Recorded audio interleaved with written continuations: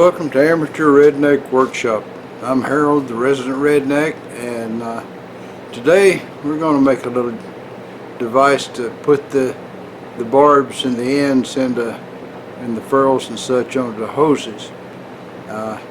I'd thought about this, and one of my viewers suggested it'd be a good idea, and I thought, well, if he thinks it is, and I think it is a good idea, I'm going to do it. Probably a totally useless tool that'll get in the way around here, but we're going to make it. And also, this is sort of a double purpose video.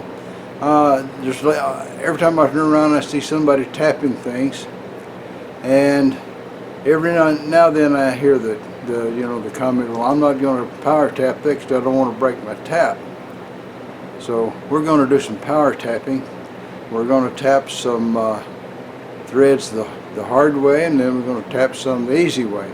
And what I mean by that is my thread chart shows two different sizes for putting in your taps, okay, for tap drills. And let me show you the chart. Alright, so my tap and chart here, it shows tap drills, but there's two columns. Here's a column for aluminum, brass, and plastics. And here's a column for stainless steel, steels, and iron. Okay? These are 75% threads on this side and 50% threads on the other. So, me, I tend to make 50% threads, or maybe I get a drill bit just a tiny bit larger, a tiny bit smaller than the 50% thread, and make maybe a 55% thread or a 60%. But whichever one you use, it's going to have an effect on how hard it is to power tap. In fact, it affects how hard it is to tap it, period. You know, it's a really handy chart. It's even got clearance hole sizes for a close fit or a free fit, and I seldom ever look at that, although it would sure make my life better sometimes.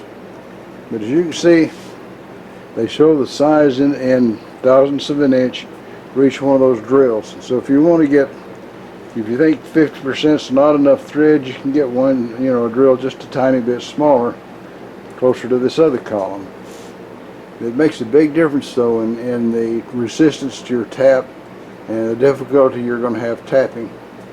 I'm going to start out by doing two 75% threads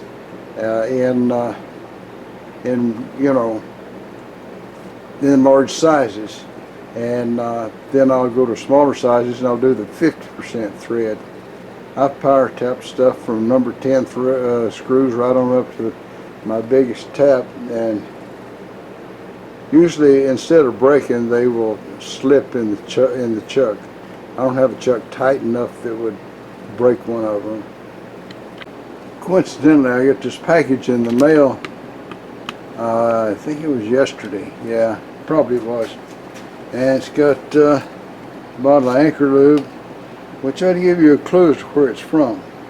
This was my my entry for the bash. One of them, I bought tickets in two separate batches, and one batch had a winner in it. So what I won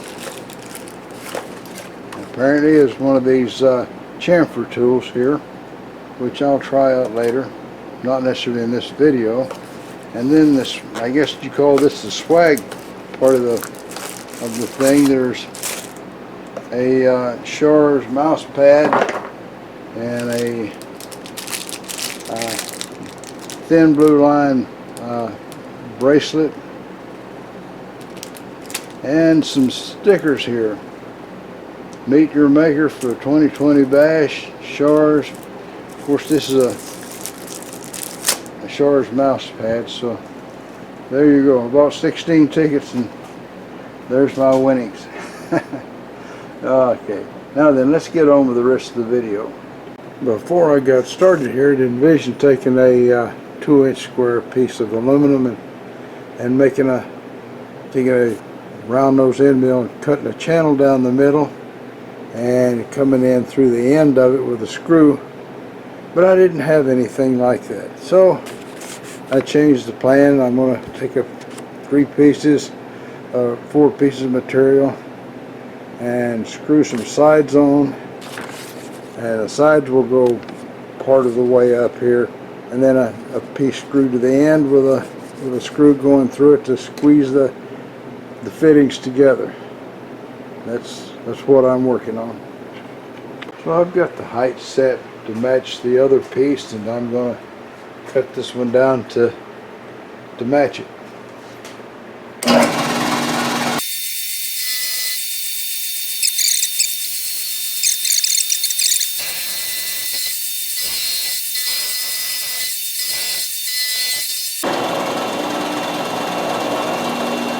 And so it goes right up till I get it the right size. Another 60,000. All right, the 2 sides are finally equal, and so I'm going to, one at a time, I'm going to drill 1, 2, 3 holes. 2 holes to hold the thing down, and well, just 2 holes on this side, and the other side you get 1 hole for the clamp I intend to use with it. I managed to cut off a little bit of my boo-boo there, my bozo moment. Joe Pye was right. This is sort of between a 75% and 50% thread. It's what I could find.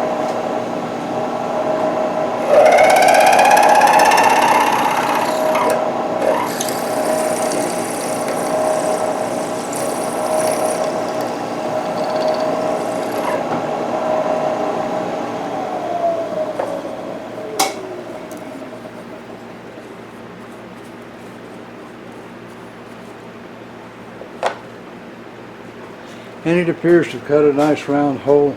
I tried to move a little bit off center so the hole would move a little, because it's really not in a good spot, but I mean the hole was already there in the metal, so I got to go with it. Alright, so let's get a tap and tap the thing.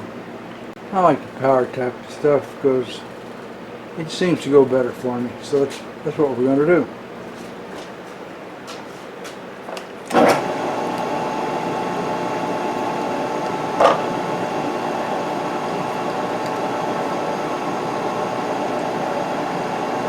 Oops. I've got a stop set on the spindle. Let me just go ahead and crank the table up. Alright, I cranked up the knee. I saw the table, knee, whatever. I cranked it up closer, and now we can start over.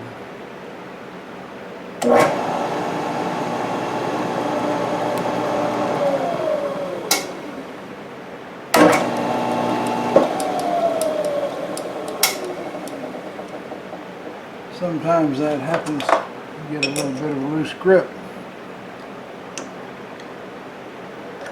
Let's start over.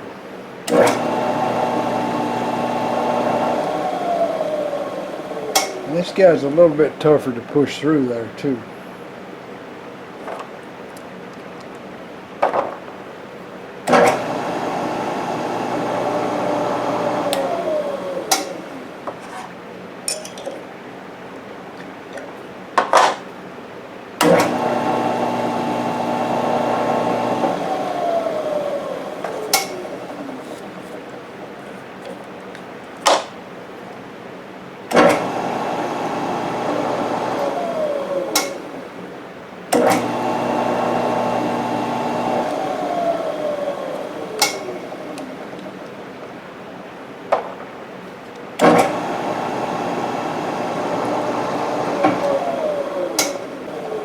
Alright, I should have used a different tap for this. I'll get a different one. The hole's too tight to use the chuck. I'm doing it by hand the rest of the way. It did run it in there about a ½ an inch, but it's just too much for the chuck to hang on to.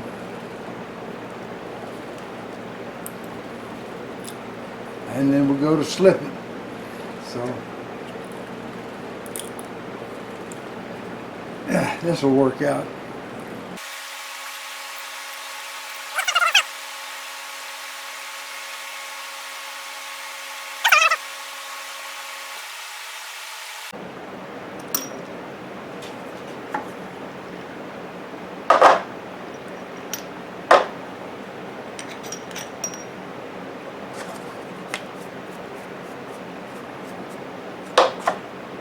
There we are. Threaded hole. The hole in the side there too. Alright. Alright, so now I've drilled holes through here to allow me to attach it here. It's going to go on there like that. And now I got to drill some holes and thread them from here to put some 5/16 bolts into. And I'm going to do that off camera. We're going to power tap this one.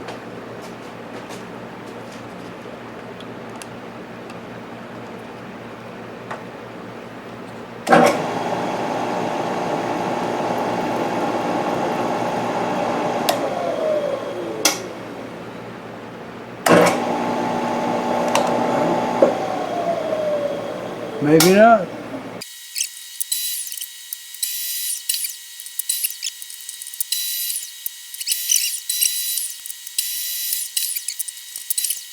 A lot of chips down in that hole. But I don't have one of those spiral point jobs to, or one of those spiral shaped taps to clean the chips out, so gotta do what you gotta do. What you Duke always said, a man's gotta do what a man's gotta do.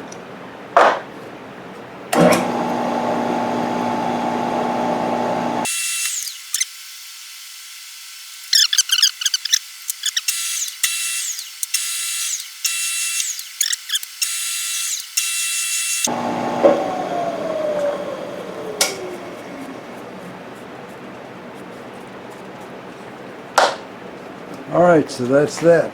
Now I've got drill holes for the putting the sides on it. That'll be harder. The first stuff that I was power tapping were 75% threads drilled with a smaller drill bit to, you know, have more thread. This is not 50% threads, but about 55% because I used a bit just a couple of sizes larger than the one called for 50% threads. So let's see what happens. This is what I usually do, is about a 50% thread.